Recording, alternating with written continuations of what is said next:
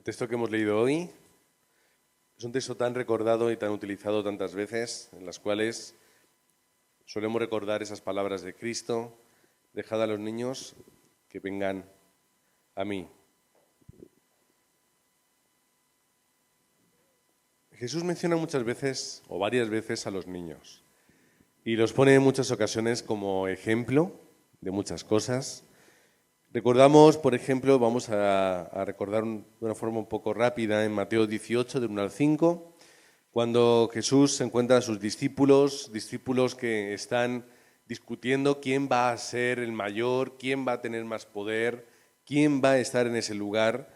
Y Jesús les dice que si no os volvéis y os hacéis como niños, no entraréis en el reino de los cielos. Así que cualquiera que se humille como este niño, ese es el mayor en el reino de los cielos, y cualquiera que reciba en mi nombre a un niño como este, a mí me recibe. Lo pone como ejemplo. ¿Qué está diciendo? ¿Que tenemos que ser niños? No, está hablando de sus cualidades, ¿no? Estamos hablando de su mentalidad, de su humildad, de su sencillez, de su alegría, ¿no? Y no de aquel que quiere ser grande, que quiere ser poderoso, que quiere dominar por encima del resto. Y así es como Jesús hablaba de los niños. Mateo 18, 6. Cualquiera que haga tropezar a alguno de estos pequeños que creen en mí, mejor le fuera que se le colgase al cuello una piedra de molino de asno y que se le hundiese en lo profundo del mar. ¿Qué está diciendo? Está hablando también de aquellos que son humildes, aquellos que son discípulos, aquellos que son sencillos pero con un corazón puro y santo para el Evangelio.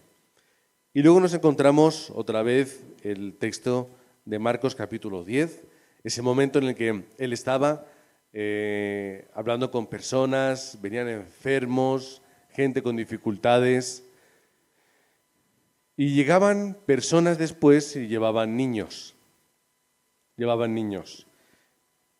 Un poco extraño porque los niños eran una parte, no voy a decir que no fuese importante, pero estaban bastante desatendidos en el sentido de que no se les daba la importancia que se le da ahora. Es que en aquel tiempo los niños no se les atendía de la forma en la que se les atiende ahora. Por ejemplo, cuando se piensa en un niño, se pensaba en alguien que no tiene ningún tipo de honor ni relevancia, porque es un niño, no ha hecho nada en su vida. Los niños no tenían poder y en muchas ocasiones tampoco tenían derechos. Estamos hablando de la sociedad de aquel tiempo. Dependientes, vulnerables, sujetos a la autoridad del padre, esos eran los niños. Los niños eran personas que no tenían tanto valor o no teníamos o tenían esa sensibilidad por ellos. Sin embargo, Jesús los toma como ejemplo para representar ¿a quién? A humildes y necesitados. Los toma como ejemplo de alguien a quien hay que ser considerado. Como dice, ¿no? Cualquiera que haga caer a alguien de estos pequeños, ¿no? O de estos niños. Pero se refiere a sus discípulos. Se refiere a aquellos que creen en Él, aquellos que son humildes y sencillos como los niños. Y Jesús va a contracorriente de lo que mucha gente piensa. Porque cuando los discípulos están custodiando y están haciendo de guardaespaldas con Jesús, tú pasas, tú no pasas, tú te esperas, haz aquí la línea, cuidado no le agobiéis, tú cállate. Y están haciendo ese labor de guardaespaldas para cuidar a Jesús. Viene el niño, no le molestéis. ¿Por qué? Porque los niños no merecen. O sea, ¿quién son los niños para estar ahí con Jesús? Jesús tiene otras cosas más importantes que hacer. Por lo tanto, no molestéis. Y el versículo 14 dice hay una palabra que me gusta mucho. Viéndolo Jesús, se indignó. Se indignó. No hay muchas palabras como estas o muchos adjetivos sobre Jesús negativos como este. Se indignó, por ejemplo, cuando sucedió en el templo, cuando llegó al templo y vio lo que estaba sucediendo. Se indignó. Dejad a los niños, venid a mí. ¿Qué hizo? puso las manos sobre ellos y los bendecía a los niños. Los tomaba y los bendecía. ¿Por qué era tan importante esto? Porque eran remanentes. Y fijaos en aquel tiempo, la mentalidad con los niños, entonces Jesús rompía los moldes. ¿Por qué son tan importantes los niños? ¿Por qué son tan importantes? Aquellos que habréis visto los vídeos que envié ayer, y si no, los tenéis en el grupo de WhatsApp, pero para los que no habéis podido verlos, o los que estén escuchando a través de Internet, hay ¿cómo decirlo?, una organización, una iniciativa a través de una mujer que por su experiencia de vida ve los problemas que pueden llegar a generar y a desarrollar niños en su vida adulta y cómo eso les puede llevar a tener vidas tan complejas y tan difíciles. Vemos en el vídeo, hay dos vídeos donde primero está esta mujer y está mencionando un montón de características, de problemas que tienen aquellas personas que han sufrido mucho en su infancia.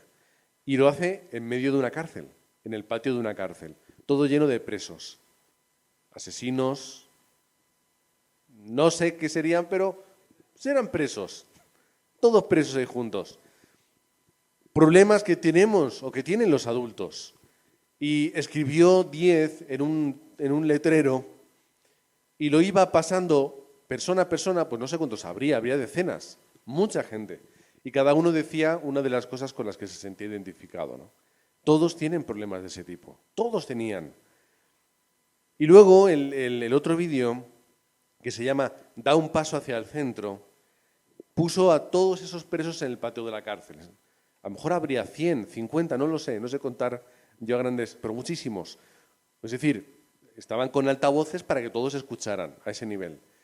Un círculo muy grande. Y entonces iba diciendo, aquellos que habéis sido menospreciados, insultados de una forma constante en vuestra casa, dad un paso al frente. ¿Qué hacían? Daban un paso al frente. Aquellos que habéis sentido que no había amor ni consideración por vosotros en vuestras casas, un paso al frente. Aquellos que se os ha empujado, golpeado, arrojado cosas de forma común en vuestras casas, dad un paso hacia el frente. Y luego colocaba un etcétera, ¿no? Porque más cosas iría diciendo hasta que todos se iban acercando. Y era curioso cómo la mayoría estaban en el mismo punto, porque la mayoría de presos habían sufrido las mismas cosas cuando eran pequeños, más o menos. Estaban en el mismo entorno social, con las mismas circunstancias, el mismo maltrato. Y ellos se daban cuenta de que estamos aquí todos y tenemos un mismo pasado. Habrá una conexión en ello, ¿no? Es que es posible que mi niñez haya hecho que yo haya tenido una vida tan difícil, compleja, y que eso me haya llevado a cometer delitos y a estar donde estoy aquí, a pegar, a matar, a robar, a traficar. Y la conclusión era esa. La frase que esta mujer mantenía era, no tengas vergüenza o no te sientas avergonzado. ¿Por qué? Porque no es tu culpa. En el sentido de que, fíjate lo que tú has vivido, tú eres una persona traumatizada, con muchos problemas, y has llegado a este punto por esos problemas. Claro, no lo van a sacar todos de la cárcel, porque han hecho cosas y tienen que pagar por ellas. Es decir, al final ellos tienen su culpa. Pero, ¿qué es lo que podemos rescatar de todo esto? ¿Por qué una persona hace lo que hace? ¿Es tan importante la niñez de alguien? ¿Puede de verdad lo que un niño vive y experimenta marcar una gran parte o toda su vida? Si mantenemos en la sociedad personas y permitimos que los niños estén viviendo en ese tipo de hogares, estamos fomentando que el día de mañana haya personas traumatizadas, personas con heridas, personas con problemas profundos, reales, que están haciendo que tengan vidas complejas, difíciles, y en algunos casos, pues, en delitos, que no es el mayor problema ¿Cuál es el problema? Que el mundo y la sociedad tienen esa situación. Y esto lo podemos ver cualquier persona. Y esto es sentido común. Y esto cuando lo hablamos y lo mencionamos todos decimos, ah, claro, sí es que es verdad. La pastora ayer cometió un error, no sé lo que escuchasteis el audio, pero hay una que se lo escuchó. Yo puse los vídeos, ella los vio y en vez de contestarme a mí, en mi conversación, me contestó a mí en el grupo de la iglesia, ¿no? Unas 3 horitas estuvo ahí hasta que ya la avisé y dije, te has equivocado. Y ella decía, no sé a dónde quieres ir, como diciendo, uy, pues a ver qué es lo que quieres decir y tal. Y como tengo esa curiosidad, no. Y decía, y entonces hablaba del tiempo en el que ella estaba trabajando con toxicómanos. En Albacete ellos estuvieron primero colaborando y luego después dirigiendo un pequeño centro de personas con problemas de drogadicción. ¿Y qué ocurre? ¿Qué decía? Pues es que todos dicen lo mismo. Todos le echan la culpa a su pasado. Todos le echan la culpa a lo que han vivido, a su entorno, a su familia. Todo es, y claro, es cierto, porque todo tiene un poder desde el pasado hasta el presente. Y luego decía algo que es lo que vamos a ver luego más después en el tiempo de la Escuela de Evangelio, porque lo vamos a conectar, va a ser primera parte, segunda parte, pero claro, no entienden Génesis 3. Ay, el problema es que a mí de pequeño No, el problema es Génesis 3. El problema es que Satanás trabaja de esta forma. Y mientras que tiene a un papá y a una mamá que aunque quieran hacerlo bien, no pueden porque no tienen la capacidad, ni la gracia, ni el conocimiento, y porque no tienen la fuerza para ayudar mejor, ¿qué hacen? Están destrozando la vida de un niño y le están dando heridas, le están dando traumas y problemas. ¿Pero por qué? Por la obra de Satanás y del diablo. ¿Qué es lo que tengo que hacer en mi vida? Restaurar esto. Pero como yo no puedo hacerlo con todo el mundo, vamos a partir de donde estamos. ¿Dónde partimos? Nuestros remanentes. Ahora diréis, hombre, no os estéis comparando con estas personas, con tantos problemas y que hacen tanto mal a sus hijos. No, pero tenemos que entender que lo que vive un niño todos los días en mi hogar o en el hogar que sea, así luego será de mayor. Y ya no es que nuestra meta sea que yo no levante a un niño que tenga traumas, porque meteremos la pata y habrá heridas y esas cosas, eso es normal y natural en todas las familias. ¿La meta cuál es? Tengo que levantar un remanente. ¿Cuál es la mentalidad? La mentalidad no es no voy a meter la pata, la mentalidad es tengo que levantar a alguien que pueda conquistar este campo y sanar a estas personas. Tengo que levantar a alguien que cuando crezca pueda ir a esta gente y decirle tus traumas, tus problemas del pasado, todo lo que hay en tu vida tiene una respuesta que está en Cristo. Este es el remanente que tengo que levantar. Por eso, cuando leemos Salmo 127.3, entendemos la respuesta y la bendición. Los hijos son una herencia del Señor, el fruto del vientre es una recompensa. ¿Por qué? Porque la mayor respuesta es que los remanentes que tenemos en la iglesia de Aposento Alto puedan ser aquellos que toman la herencia del pacto. No únicamente que no tengan traumas, porque van a tener, ya no solamente en casa, cuando salgan al mundo, ¿qué va a ocurrir? Ahora los tenemos protegidos los que son pequeños, pero cuando van creciendo, ¿qué? ¿Qué hacemos con ellos? Van a tener problemas, van a sufrir, van a pasar cosas, desastres. No podemos evitarlo. Por eso recordamos las palabras de Proverbios 22.6, que dice, instruye al niño en el camino correcto y aún en su vejez no lo abandonará. ¿Cuál es el contenido? Ay, que no tengan traumas. No, instrúyele bien. Instrúyele bien en el lugar correcto.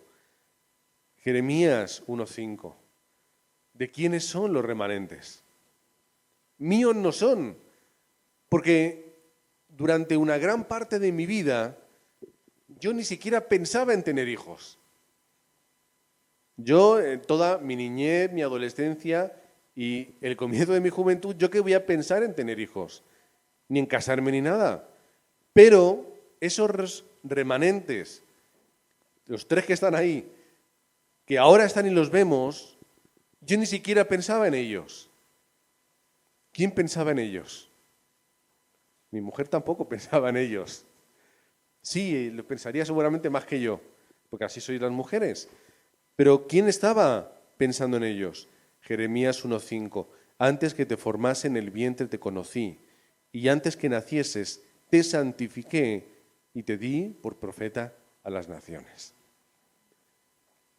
¿Quién conocía a mis hijos?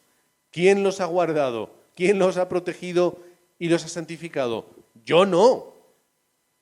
Yo cuando el primer día que tomamos la muestra de embarazo y dio positivo, ahí yo ya empecé a pensar en ellos y ya empecé a darles identidad y ya empecé a preparar lo que iba a llegar. Y ya empezamos a escuchar el corazón y cuando se mueve pones la manita y vas a la ecografía y ves esa cosa rara que dice, bueno, es tu hijo y tú, vale, pues lo crees por fe y no lo ves, pero ahí está y lo puedes sentir. Pero antes de eso era un remanente de Dios. Por eso no es mío, no es mío, es el remanente que Dios conocía, santificó y levantará como profeta a las naciones. Así que usando el vídeo que hemos visto, tenemos que levantar remanentes que den respuesta en el mundo. Una conversación muy común en estos días es con la educación, ¿no?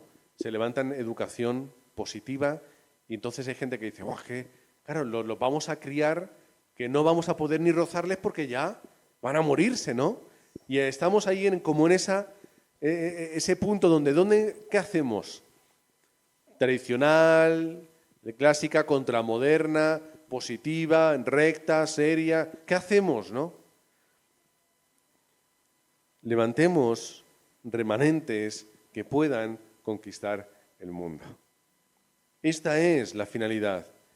Salmo 139, del 13 al 16. Tú creaste mis entrañas, me formaste en el vientre de mi madre. Te alabo porque soy una creación admirable. Tus obras son maravillosas y esto lo sé muy bien.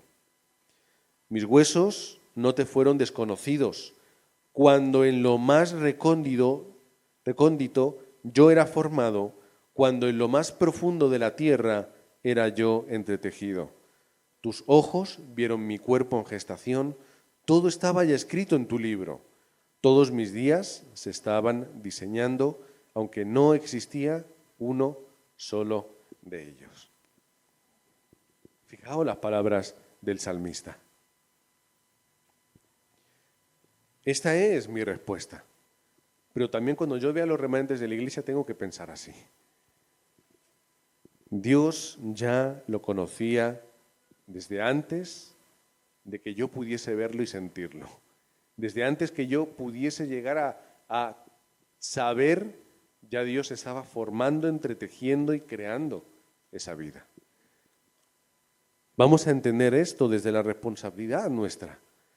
Fijaos lo que ha hecho Dios, esa creación tan maravillosa, admirable, como dice en el versículo 14. Creación admirable de los remanentes. Cómo Dios los ve, los mira, los guarda, los hace crecer. ¿Cuál es mi lugar y cuál es mi responsabilidad?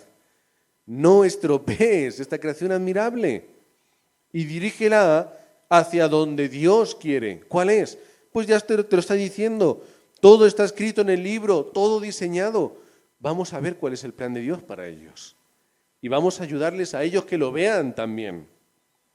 Pero no en mi plan, que es el problema de los padres, que no soy yo quien dirige la vida de mis hijos, que ya está todo diseñado y preparado. No seamos un estorbo. ¿Cuáles son sus aptitudes, como se solía decir antes, ¿no? ¿Cuáles son sus talentos? ¿Cuáles son sus capacidades? Vamos para allá.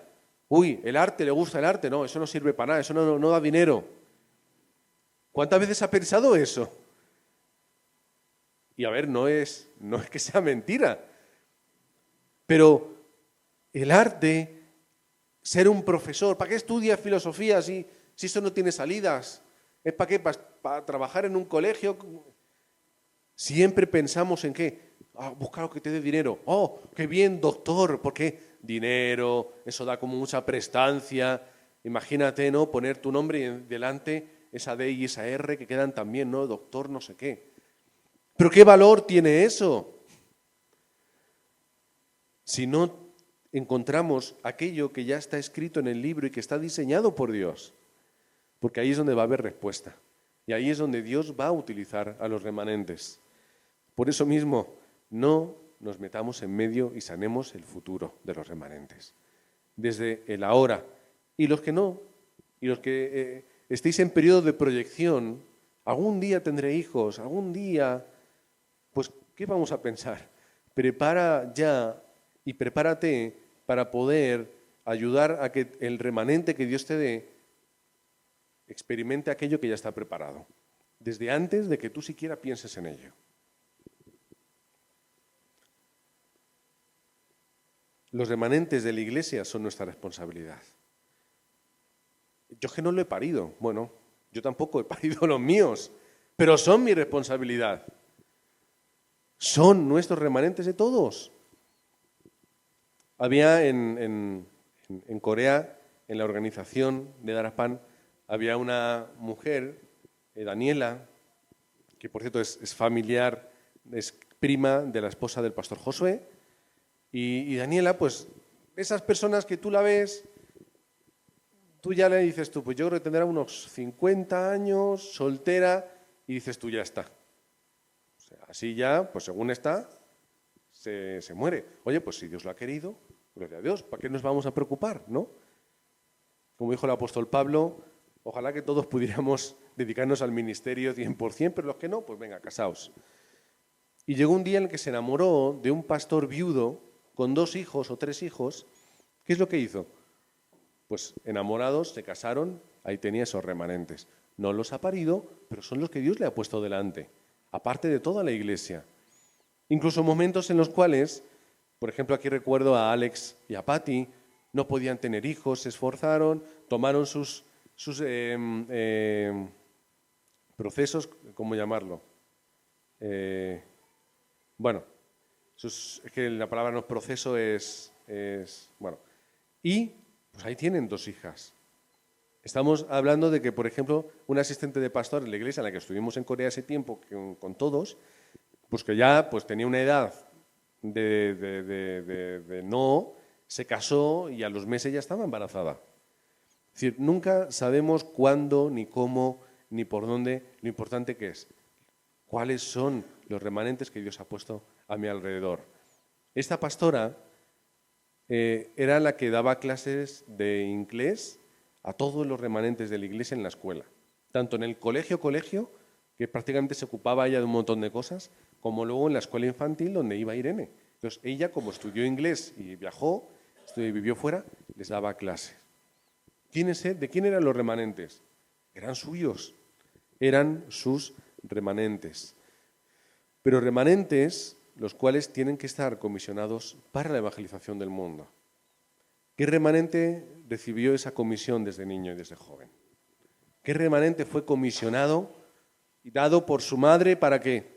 Para ti. El remanente Samuel. El remanente Samuel, de jovencito, no se sabe la edad, pues sería niño o preadolescente seguramente, por el término. En 1 Samuel 3, escucha la voz de Dios. Samuel. Sería jovencito porque no entendía esa relación y no. Entonces era una persona, un niño, que era inmaduro espiritualmente. Y entonces él escucha la voz de Dios. ¡Ay, Elí, sacerdote, que me llama! No te llamo yo, vete a dormir. Otra vez, Elí, me estás llamando, ¿qué quieres? Que no te digo nada, pesado. Y algo dice, mira, cuando te vuelva a venir la voz, ¿entendió? Puede ser la voz de Dios, responde, ¿qué es lo que te quiere decir? Y Dios le dio a esa persona tan joven y tan inmadura espiritualmente, tan pequeña, le dio un mensaje muy poderoso en contra del sacerdote y su familia. El sacerdote no había hecho nada malo, pero había permitido que sus remanentes sí lo hicieran. Y no había hecho nada. Y desde ese momento, Dios toma a Samuel y le da esta palabra. Se convirtió en un profeta de Dios, versículos 19 y 20. Creció, Jehová estaba con él y no dejó caer a tierra ninguna de sus palabras. El remanente que se cría escuchando la voz de Dios y preparándose para el campo es aquel que luego es utilizado para Dios. Versículo 20, y todo Israel, desde Dan hasta Berseba, conoció que Samuel era fiel profeta de Jehová. ¿Cómo le utilizó Dios a este remanente? Capítulo 7 de 1 de Samuel. Llega el tiempo de Mizpa. ¿Por qué? Porque llegaban los desastres. ¿Cómo vamos a encontrar respuesta? Ahí llega el juez Samuel, porque también fue juez, y lideró al pueblo. ¿Y qué es lo que dijo? Si de todo vuestro corazón os volvéis al Señor, quitad los dioses ajenos y a Astarot de entre vosotros, preparad vuestro corazón a Jehová y solo a él servid, y os librará de la mano de los filisteos. Entonces los hijos de Israel quitaron los Baales y a Astarot y sirvieron solo a Jehová.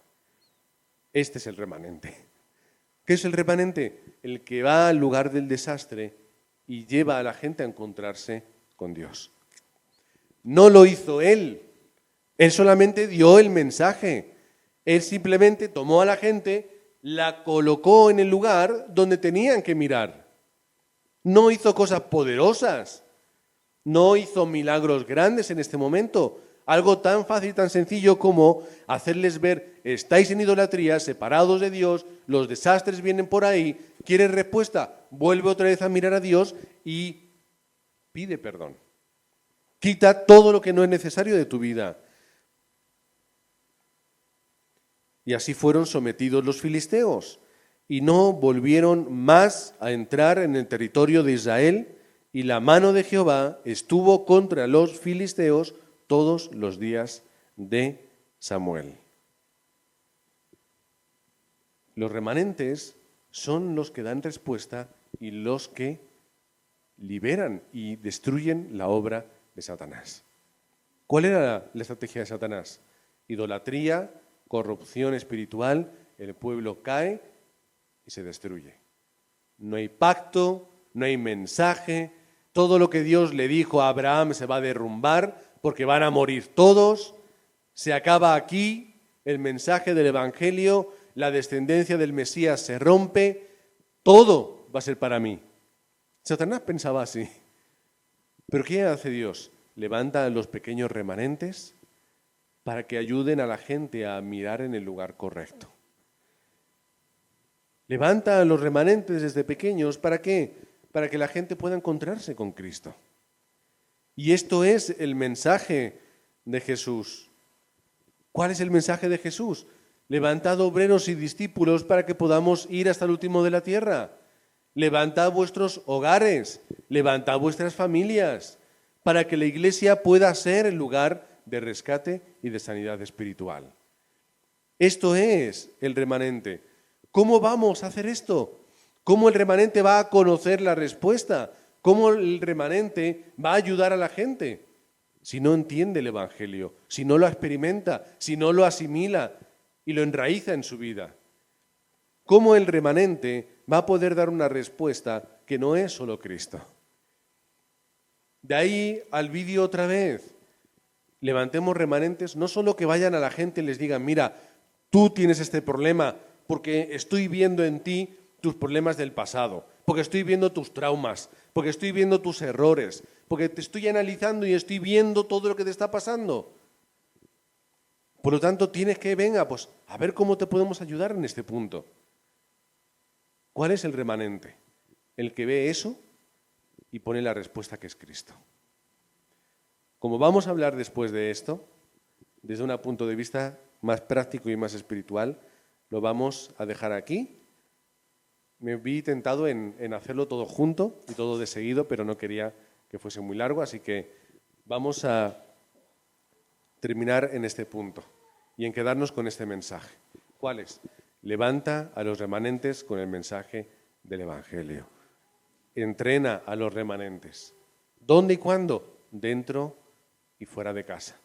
Recordemos Deuteronomio 6, esa Semá de Israel, ¿verdad? Cómo hay que levantar y cómo hay que transmitir la palabra. Recordemos las palabras también en Hechos capítulo 5. Salen los discípulos contentos después de haber sido azotados, gozosos, dolidos pero gozosos, doloridos, y llegan y ¿qué hacen? Continúan, ¿dónde? En el templo y en las casas todos juntos. La palabra de Dios no lo dice, pero ¿quién había en esas casas? ¿Quién estaba alrededor? Estaban los remanentes. Cuando compartían la mesa y compartían el pan, ¿quién había también alrededor? Los remanentes. Es decir, las familias juntas, los niños juntos, dentro del lugar de bendición. ¿Cuál es el lugar de bendición? El templo y las casas. Así que vamos a enseñar a los remanentes la importancia del templo, la importancia del culto y a ser modelos para ellos. Que ellos cuando, no nos demos cuenta, pero cuando miren hacia arriba, digan, mi papá y mi mamá están dando culto de verdad. Está adorando, está alabando, no hay que hacer teatros. Da culto y el niño verá que haces culto. Y en el hogar también, ¿cómo vamos a ser modelos? Cuando tu hijo vea que tú vives una vida espiritual, cuando tú oras, lees la palabra, escuchas el mensaje, entrenas, cuando vas a los entrenamientos te conectas, los niños, ¿qué van a ver los remanentes? Ay, mira, lo está haciendo. ¿Y qué hacemos? Pues vente conmigo y lo hacemos juntos. Eso es como formamos a los remanentes.